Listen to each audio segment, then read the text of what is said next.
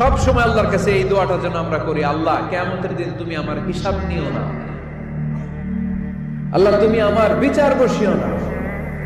আল্লাহ তুমি দয়া করে আমারে মাফ করে দিও। হে রাসূল তোমায় ভালোবাসি অন্তরে শুধুই মুখে না, জান্নাতের আশায় নয় হে রাসূল, জাহান্নাম কেউ ডরি না।